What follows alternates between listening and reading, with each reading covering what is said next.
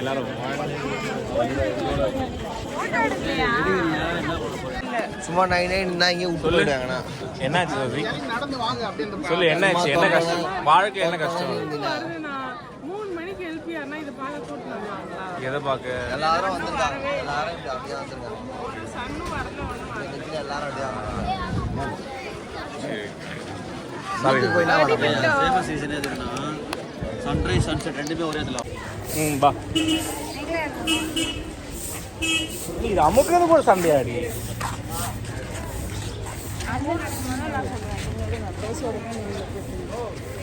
இப்போ என்னாச்சுன்னா mic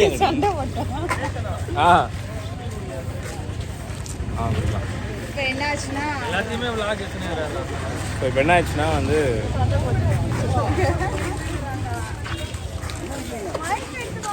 sunrise பார்க்கலான்னு சீக்கிரம் வந்தோம்.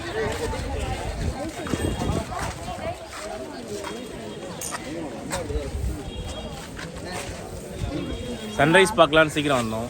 சரி என்ன பண்ணுறது, vlog எடுக்கலாம்னு என்ன பண்ணுறது, பார்க்க முடியல. ஓகே ஷார்ட் நம்பர் 2 5 ரூபாய்க்கு வந்தோம், 10 ரூபாய்க்கு வந்தோம். சன்ரைஸ் பார்க்க வந்தோம். பட் இன்னைக்கு சூரியன் வந்து வரமாட்டேன்னு சொல்லிட்டாரு. ஃபுல்லாக க்ளவுட்ஸாக இருக்குது, பார்த்தீங்கன்னா தெரியுதா? லைட்டாக ரெயின். ஸோ பயங்கரமாக க்ளவுட்ஸாக இருக்குது. நல்ல மழையும் பெஞ்சுது அதிசயமாக.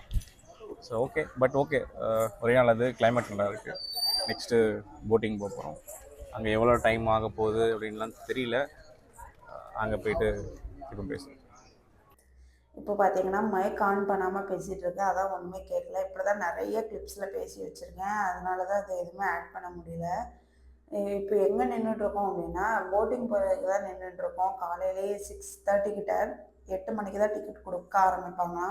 நாங்கள் சாப்பிட்ற ஹோட்டல் வர லைன் இருக்குது. இன்னும் உள்ளே போய் டிக்கெட் கவுண்டரில் டிக்கெட் எடுத்ததுக்கப்புறம் வளைஞ்சு போகுமே, அதெல்லாம் நினச்சி பார்த்தாலே இது தலை சுற்றுது. ஸோ நாங்கள் இங்கே நிற்க வேணாலும் மறுபடியும் சன்ரைஸ் பார்க்க போகலான்ட்டு கிளம்பிட்டோம். நாங்கள் அப்போ போகும்போது சன் வரலையா, இப்போ போகும்போது சன் நல்லா மேலே வந்துருச்சு.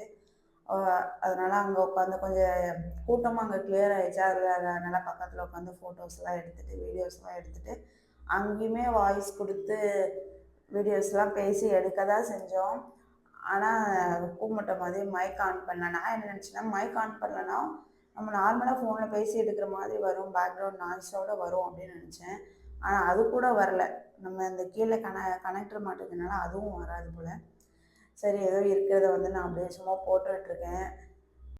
இது எல்லாமே ஃபுல்லாகவே ப்ளூப்பராக மட்டும் தான் இருக்க போகுது, ஒழுங்காக ப்ராப்பரான விளாக் இல்லை. ஆனால் நான் போகும்போது ப்ராப்பராக ஒரு விளாக் எடுக்கணும் அப்படின்ற ஒரு ஐடியாவில் தான் போனேன். ஆனால் சுத்தமாக அது மாதிரி எதுவுமே எடுக்கலை. இங்கே ஃபோட்டோஸ்லாம் எடுத்ததுக்கப்புறம் அப்புறமா நேராக சாப்பிட போகலான்னு போயிட்டோம். இந்த ஹோட்டலில் தான் சாப்பிட போகிறோம்னு நினைக்கிறேன். இதுவரை கொஞ்ச நேரம் சுற்றிட்டு வந்தோம், எந்த ஹோட்டலும் ஓப்பன் ஆகலை அப்படின்னு. இப்போ வந்துட்டு 7:30 ஆகுது, ஏதாவது ஓப்பன் ஆகிருக்கான்னு பார்க்க போகலாம். இங்கே வந்துட்டு அழகான ஒரு ரோட் வியூ அப்படின்லாம் சொல்ல மாட்டேன், இப்படி ஒரு வியூ அவ்வளோதான். இல்லை நாங்கள் வந்திருக்க ஒரு 10 பேருக்கு அழகாக சீட்டிங் இருக்குது.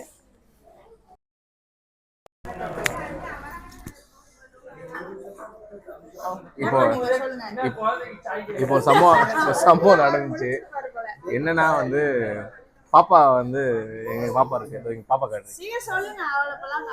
ஓகே, ஸோ அவளுக்கு வந்து உட்காரத்துக்கு வந்து சேர் வேணும். இங்கே ஹிந்திக்காரன் தான் வந்து சவராக இருக்கும். ஓகேவா, என்ன கேட்டேன்னா வந்து ஹிந்தியில் கேட்கணும்னு சொன்னாங்க இங்கே எல்லாருமே. சரின்னு சொல்லிட்டு நம்மளுக்கு தெரிஞ்ச ஓட்டை ஹிந்தி வச்சு என்ன கேட்டேன்னா வந்து பையா சோட லடிக்கா சேர் தேதோ அப்படின்னு வந்து கேட்டேன். சரி, அதாவது லைட்டாக தப்பாக தான் கேட்டிருக்கேன். இப்போ கேட்டேன், அவன் என்ன காதில் என்ன வந்துச்சுன்னு தெரியல, சேரை சாயின்னு நினச்சி ஒரு டீ எடுத்து வந்து தரான். இது வந்து பேபி சேர், பேபி சாய் அப்படின்னு. அவ வந்து சிரிச்சுனே பேபி சாய். ஏய் சாம் நான் கத்த உனக்கு. ஓகே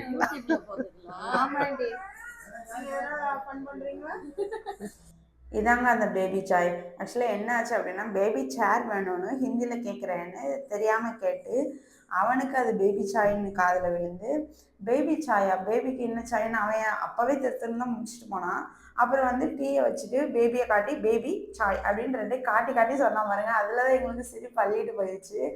அப்புறம் நாங்கள் பேபி சேர் தான் கேட்டோம் அப்படின்னு சொன்னோன்னா அவன் போயிட்டு போயிட்டான்.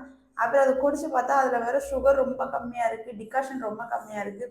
கரெக்டாக யோசிச்சு பேபிக்குன்னு சொல்லி சாய் போட்டு எடுத்துகிட்டு வந்து எஃபெக்ட் போட்டு எடுத்துகிட்டு வந்து தந்தாங்க பார்த்தீங்களா. அது பாராட்டக்கூடியதான். ஆனால் நாங்கள் தேவையில்லாமல் சிரிச்சு கிண்டல் பண்ணனால அவங்கள தான் கிண்டல் பண்ணுறோன்னு நினச்சி அவங்க பாட்டுக்கு வச்சுட்டு கோமா போயிட்டாங்க போல். அப்புறமா சாப்பிட்டு மறுபடியும் போட்டிங்க்கு போய் லைனில் நின்னோம். ஒரு அரை ஹவராவது நின்று இருப்போம். அதுக்கப்புறம் இது கண்டிப்பாக முடியாது, எங்களுக்கெல்லாம் ரொம்ப டயர்டாயிடுச்சு, அங்கங்கே உட்காந்து தான் போனோம். அப்புறம் என் வீட்டாளுக்கு தெரிஞ்சவங்க வந்துட்டு அங்கே இருக்காங்க அப்படின்றதுனால அவங்க மூலமாக அவங்க வந்துட்டு ரொம்ப ஈஸியாக இருந்துச்சு. நாங்கள் எதிர்பார்க்கவே இல்லை இவ்வளோ உள்ளே கூப்பிட்டு போவாங்களா அப்படின்னு. ஸ்ட்ரெயிட்டாக ஏதோ விஐபி கேட் மாதிரி நார்மலாக அதில் வந்துட்டு வேலை பார்க்குறவங்க கார் அது இதெல்லாம் போயிட்டு வர கேட்டாக இருக்குது. அது வழியாக நம்மளை உள்ளே கூப்பிட்டு போய் போட்டில் அவங்களும் எங்கள் கூட ஏறி போட்லேருந்து விவேகானந்தர் மண்டபத்தில் வந்து விஐபி டிக்கெட்டை எடுத்து வேற ஒரு ஸ்டெப் வழியாக மேலே ஏற்றி விட்டுட்டு அதுக்கப்புறம் தான் போனாங்க. ஏன்னா அங்கேயுமே லைன்லாம் நின்றுட்டு தானே இருக்குது. அந்த விஐபி டிக்கெட்டை காட்டினோன்னா வரும்போதும் நம்ம போட்டுக்கு லைனில் நிற்க தேவையில்லை. அந்த தனியாக ஒரு ஸ்டெப் மாதிரி வச்சு அதில் வந்து லாக் பண்ணி வச்சுருக்காங்க. அந்த கேட் ஓப்பன் பண்ணிட்டு நம்ம பாட்டுக்கு நடந்து வந்துடலாம். போட்டிங்க்கு மறுபடியும் போகிறதுக்காக லைனில் நிற்க தேவையில்லை. ரொம்ப ஈஸியாக இருந்துச்சு. லைன்லலாம் நின்னோன்னா சத்தியமாக கடுப்பாயிருப்போம். 4-5 மணி நேரம் நிற்க வேண்டியிருந்திருப்போம். நாங்கள் வந்துட்டு விவேகானந்தர் மண்டபம் இதெல்லாம் வரும்போது வந்துட்டு ஒரு 9, 9:30 இந்த டைம் தான் இருக்கும். அப்போவே எங்களுக்கு வெயில் செம்மையாக தெரியுது. இது இந்த மதிய டைம்லலாம் வராங்க அப்படின்னா அப்போ வெயில் எப்படி இருக்கும்? அங்கே க்யூ அவ்வளோ நிற்கிது. எப்படியுமே ஈவினிங் வரை ஆகிடும். அவங்களாம் வரும்போது நடக்கக்கூட முடியாது. ஏன்னா இங்கே ஸ்லிப்பரும் போட விட மாட்டுறாங்க. வெறுங்காலில் நடக்கவே முடியல. எங்களுக்கு வந்து இந்த விவேகானந்த மண்டபத்தில் வந்துட்டு தெரியல. ஏன்னா நாங்கள் வந்துட்டு ஒரே இடத்துல உட்காந்துட்டோம்ல, நிழலை பார்த்து ரொம்ப நேரம் நின்ன டயர்ல அப்படியே அந்த கோவில் சுற்றி நல்லா காற்று வேறு அடிச்சுட்டு அங்கேயே உட்காந்துட்டோம். பசங்க தான் சுற்றி உள்ளெல்லாம் வீடியோலாம் எடுத்துகிட்டு வந்தாங்க. அதுக்கப்புறம் வந்துட்டு திருவள்ளுவர் சிலைக்கு போகிற அந்த கண்ணாடி பாலம் வழியாக போகும்போது அந்த கண்ணாடி மேலே நடக்கும்போது வந்துட்டு நமக்கு ஹீட் தெரியல. ஆனால் அந்த சைடில் நடக்கும்போது அந்த கல் அப்புறம் ஒரு கார்பெட்லாம் போட்டிருக்காங்க. அதெல்லாம் நடந்ததுன்னா கால் அப்படி கொதிக்குது. அப்புறம் கொஞ்சம் தூரம் போனோன்னா ஒரு மார்பிள் மாதிரி ஏதோ இருக்குது. அதில் நடக்கும்போது ஜில்லுன்னு இருக்குது. அது என்ன டிஃப்ரென்ஸ்ன்னு தெரியல. ஒரு கல் மேலே நடந்தால் சுடுது, அதே அந்த கல் மேலே நடந்தால் சுடலை. அந்த மாதிரி தான் இருந்துச்சு. ஆனால் உச்சி வெயில் டைம்லாம் நம்ம போனோன்னா கண்டிப்பாக நடக்கவே முடியாது, சுற்றி பார்க்க முடியாது நமக்கு. அதனால் மோஸ்ட்டாக கன்னியாகுமரி போகிறவங்களே சன்ரைஸ் பாயிண்ட் பார்க்க காலையில் தான் போவாங்க. ஆனால் இந்த க்யூவில் நின்று மதியம் வர மாதிரிலாம் உள்ள பிளான் இருந்துச்சுன்னா கண்டிப்பாக போகாதீங்க. நம்ம அந்த வெயிலில் நம்மளால சுற்றி பார்க்கவே முடியாது. அப்புறம் திருவள்ளுவர் சிலையில் போய் ஃபோட்டோ எடுக்க அங்கேயுமே காலையில் பயங்கரமாக சுட தான் செய்யுது.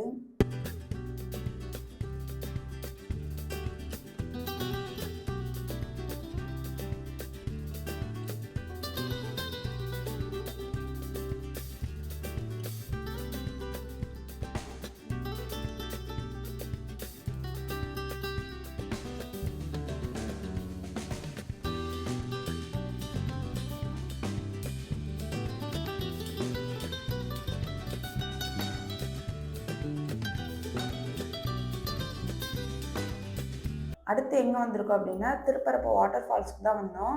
இங்கே வரும்போது நான் நினச்சேன் தண்ணிலாம் இருக்காது, சீசன் டைமில் இந்த குற்றாலத்துலலாம் சீசன் டைமில் தானே தண்ணி வரும், அந்த மாதிரி தான் இருக்கும் அப்படின்னு தான் நான் நினச்சிட்டே வந்தேன். ஆனால் இங்கே வந்து பார்த்தா தண்ணி அவ்வளோ சூப்பராக வந்துட்டுருக்கு. தண்ணியை பார்த்தோன்னே எங்களுக்கு ஒரே ஆனந்தமாக போயிடுச்சு. சரி சூப்பராக ஒரு ஆட்டத்தை போட்டு வந்துடலாம் அப்படின்னா. ஆனால் டைம் எங்களுக்கு ரொம்ப கம்மியாக இருந்துச்சு. ட்ரெயினுக்கு போகணும் அப்படின்ட்டு ஒரு அரை ஹவர் அந்த டைமுக்குள்ளே நாங்கள் குளிச்சுக்கணும் அப்படின்ட்டு குளிக்க யோசனையாகவே இருந்துச்சு. ஏன்னா நம்ம எங்கே போய் ட்ரெஸ் சேஞ்ச் பண்ணோம் அப்படின்ட்டு. அப்புறம் அங்கே ட்ரெஸ்ஸிங் ரூம் இருந்துச்சு, அதை பார்த்தோம். சரி சேஞ்ச் பண்ணிக்கலாம் அப்படின்ட்டு தான் போய் குளிச்சாச்சு. ஆனால் ட்ரெஸ் சேஞ்ச் பண்ண ரொம்ப கஷ்டப்பட்டோம். அந்த இடம் ரொம்ப கேவலமாக இருக்குது. அங்கெல்லாம் போய் நாங்கள் உள்ளே போய் பார்த்துட்டு மாற்ற முடியல அப்படின்ட்டு வெளியே ஹோட்டலுக்கு போனால் அங்கே என்னென்னா ட்ரெஸ் சேஞ்ச் பண்ணால் ஒரு 5 நிமிஷத்துக்கு 800 ரூபா கேட்குறான். அதுவும் கொடுக்க முடியாது. சண்டை போட்டு மறுபடியும் அதே ரூமில் வந்து எப்படியோ மாற்றணும். அப்போ தான் யோசிச்சு இந்த ட்ரெஸ் சேஞ்ச் பண்ண டென்ட்டெல்லாம் நம்ம எடுத்துகிட்டு வந்தோம் அப்படின்னா நமக்கு ரொம்ப யூஸ்ஃபுல்லாக இருக்கும். அப்புறம் இந்த மாதிரி குளிக்கும் போது நைட்டி போட்டோன்னா மாற்றுறதுக்கு இன்னும் ஈஸியாக இருக்கும். ஸோ நீங்களாம் இந்த மாதிரி வாட்டர் ஃபால்ஸில் குளிக்க போகிறீங்க அப்படின்னா அந்த டென்ட் மாதிரி இருக்குமே ட்ரெஸ் சேஞ்ச் பண்ணுறதுக்கு, அதை கண்டிப்பாக வாங்கி வச்சுக்கோங்க. நாங்கள் இனிமேல் வாங்கி வைக்கணும் அப்படின்னு நினச்சிருக்கோம். அவ்வளோதாங்க, இந்த விளாக் இதோட முடிச்சுக்கிறோம். Tata bye by.